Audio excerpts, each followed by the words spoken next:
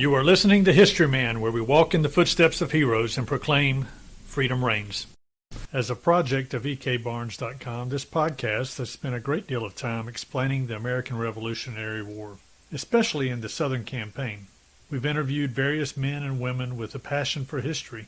Some are, or were, teachers, housewives, blue-collar workers, authors, lawyers, doctors, and soldiers. Each come to the interviews with their own set of experiences and thoughts. Each has a personal view of freedom that fits into the phrases written in our founding national documents of life, liberty, and the pursuit of happiness. Among these documents are the various resolves from the different communities throughout the colonies, leading up to the actual Declaration of Independence. Researchers, historians, authors, and curators have memorialized these for posterity. The founding leaders of these communities spelled out and articulated their thoughts for the generations that would follow. In giving themselves over to documenting their ideals, they, through word and deed, instructed the children who were the recipients of the benefits that they won. In this episode, I will challenge some of our interviewees to give their own thoughts of liberty. It is hoped that you, the listener, will search your own thoughts and soul and articulate your own version of liberty.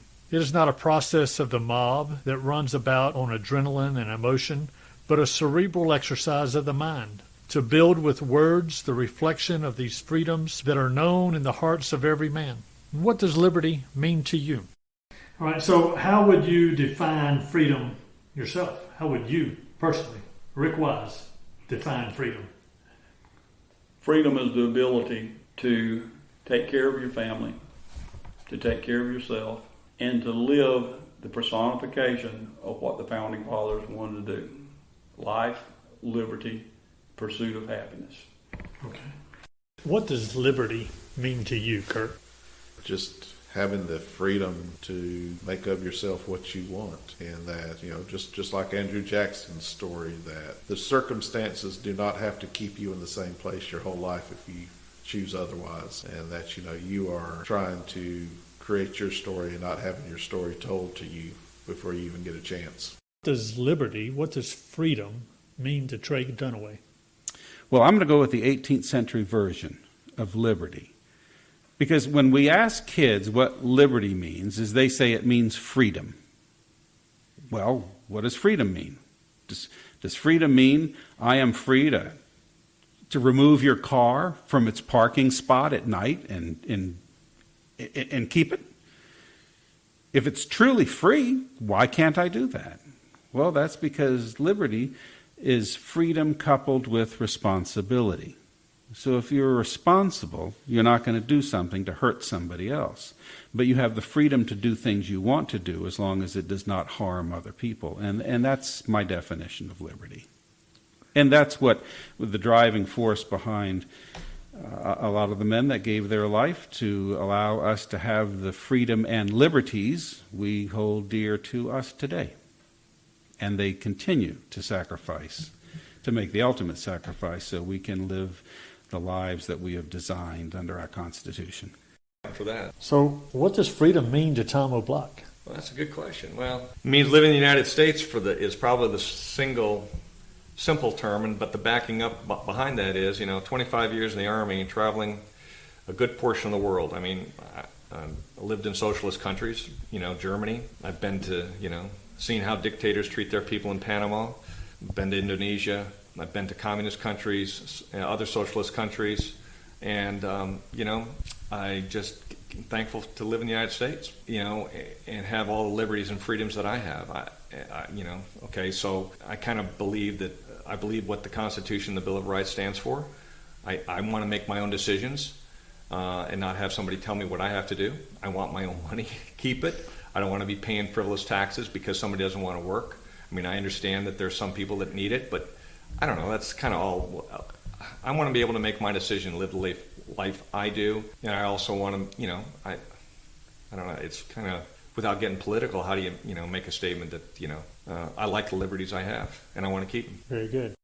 Kip, what does liberty mean to you? Oh, that's a That's a very broad question. I mean, you just have to go back to the ability to have the pursuit of happiness, the ability to make decisions about how you want to worship, what you want to do to make a living, the freedom to own land, the freedom to read books. That's liberty to me. Tell me what liberty means to Zach Limhouse. Wow, this is a great question. It's a hard question to answer because, of course, I like the way you phrased it. What does liberty mean to me? Because liberty means something to, I'm sure, something different to everyone. You know, I guess the definition of liberty, right, is freedom, and I think liberty to me is the people that fight for what they know is right, to fight against injustice, is liberty, and that's definitely what I think a lot of these backcountry South Carolinians, these York County natives, were doing. They were fighting against injustice, and not just the Patriots, but our honorable Tory. Right? He saw something that was unjust, and he stood up for what he believed in, even though it was not the popular or safe thing to do. Right? It's important to keep in mind that people that spoke out against the British government in this way, they were committing treason. They were speaking against injustice. They were risking their lives in doing so. So I think that's what liberty is fighting for what you know is right, for fighting for freedoms that you know you deserve. It's sometimes a great risk to yourself. Then. Bill, let me ask you this. What does liberty mean to you? Liberty means the freedom, the right to be able to exercise my thoughts, the privilege to be able to exercise my thoughts and to express my thoughts. Yes, I need to know, and people need to know, that exercising that also has its consequences, but at least we have the right to do that. Let me ask you this as we close up. What is your idea of liberty, of freedom? For me, as much as I'm a big fan of the English, the British, when I was very young, and I mentioned a little bit about my father earlier, it was explained to me what our rights are, the Bill of Rights. He had his first hunting rifle, little .22 bolt action, when he was like 12 in Minnesota. And everybody carried guns to school. And my younger brother and I used to fist fight on a drop of a hat. I mean, serious, beat each other hard. And my father explained to me, my rights stop where the other person's nose begins.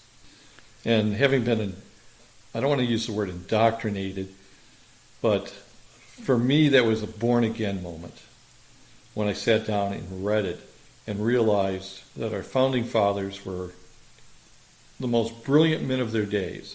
Lawyers mostly. They put a comma someplace because that's where the comma belonged. And over the years, as I've read it, reread it, and taught it many, many times, our Declaration of Independence, our Constitution, and our Bill of Rights are religious documents ordained by God, written by man, and that we the people, I've got the bumper sticker. And I love sharing that information, especially with foreigners. And I live it. You take one right away, and it was written down because most people were illiterate. It was like carving a stone monument in ancient Egypt or ancient Greece. We wrote it down so everybody can learn to read the Bible. That's how most people learn to read. And then our founding documents. But to me, they're sacred, and it really irritates me to no end when I hear politicians claim, well, we don't need this, we don't need that, we don't need the Second Amendment. And these people are lawyers, and it's like, you have to have read these documents. You took an oath to protect them. And as a politician, your political oath specifically states you will honor and protect the Constitution of the United States and the state of South Carolina Constitution, which I had to do when I joined the South Carolina National Guard. And to me, those are sacred vows. And foreigners, I love that. I still carry around the Boy Scouts of America pocketbook of the Constitution and Bill of Rights and pass those out for new people that I'm honored to have decided to come to the States legally. But yeah, for me, it's a sacred trust. I'll fight for it. Your tax dollars trained me, and I'm quite willing, to man the barricades like so many others before me have done for their rights. And that's pretty much where I got into it. For me, it's biblical. You had an incident that happened at church that our listeners, I think, would enjoy hearing. Well, it was a holiday on Sunday, and our pastor had asked anybody in the congregation who had served in the military to stand so we could thank them, and we did. Well, that night, he said, I realized that I should have gone a little further and say if anybody in the congregation has a relative who served who's no longer with us and you would like to stand in their honor, would you stand? Well, I stood up. And after church, the lady that was sitting next to me said, who did you stand up for? And I said, well, my husband served in the Korean conflict. My oldest brother served in World War II. My great-grandfather fought in the war between the states. My great-great-great-great-grandfather was in the American Revolution, and I had relatives in the War of 1812. And she looked at me and she said, y'all don't get along with anybody, do you? In the words of Ola Jean Kelly, what does liberty mean to you? Oh, my goodness. Oh, my goodness. Freedom to be who God wanted me to be, who He created me to be. Would you not have that anyway? I can think of situations where that wouldn't be possible, but it is now. I'm very grateful for that. So what does liberty, what does freedom mean to you?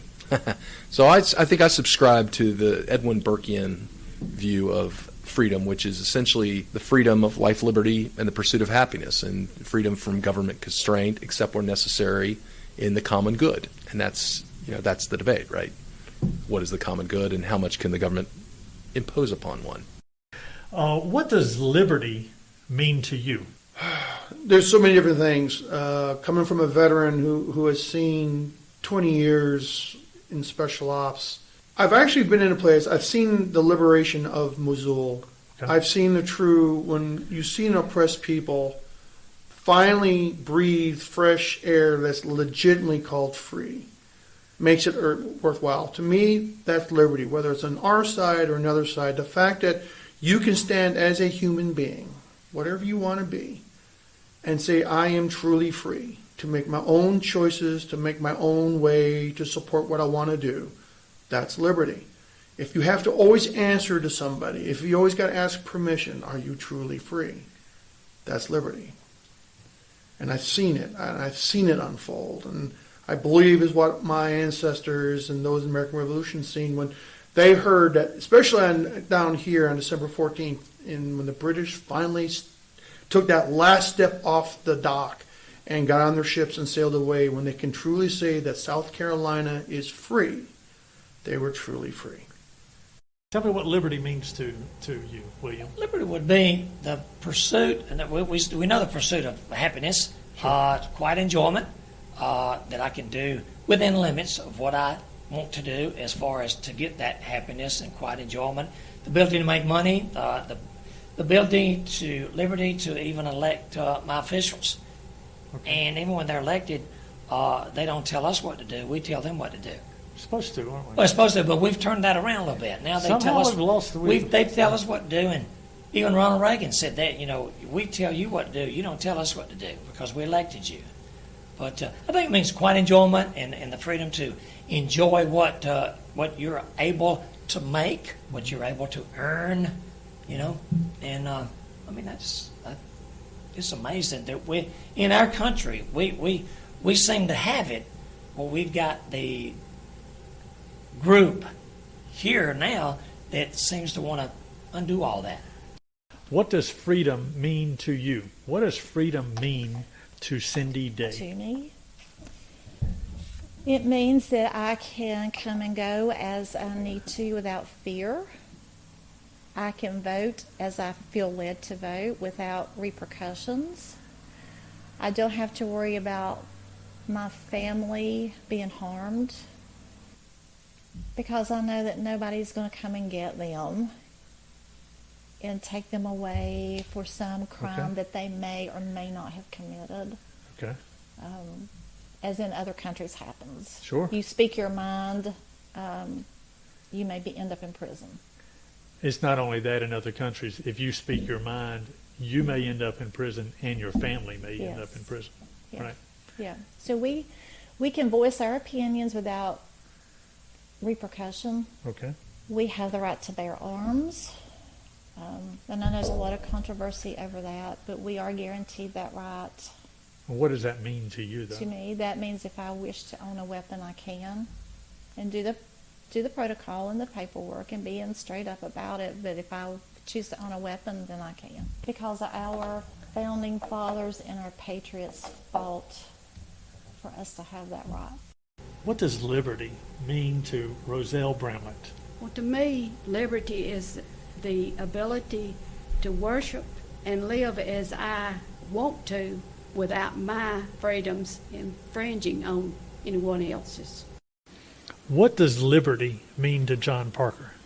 It means the same as what's in the Bill of Rights, the first 10 rights. The freedom of speech, the freedom to practice religion the way you want to, the freedom of assembly, all of that. The Declaration of Independence was the prelude to our Constitution and to the Revolution. In one of the pension applications of a captain from York County related that they were on the way to Florida from South Carolina. They departed over in Edgefield County from the Pinewood House, and they were on their way to Florida. They got down into Georgia about 60 miles at a river when a courier was spotted on the north side of the river. So they stopped and wait for the dispatches to get to General Williamson. In that dispatches was a copy of the Declaration of Independence. General Williamson had it read to his officers, and he was so impressed with it, he had it read to everyone in the Army. And the way they did that, they had Captain, I believe it was Lacey, stood on top of a horse, a gentle horse that was led over and held. He stood on the saddle so he would be above everyone else.